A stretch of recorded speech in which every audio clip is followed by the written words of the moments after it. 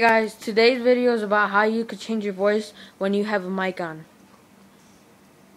Okay, first you go to settings, then you go accessories and setting, then you go to voice changer. I don't know if you could, voice changer here. You can change the voice that is input using an audio input device. Okay, so you click it. Then you could pick like low.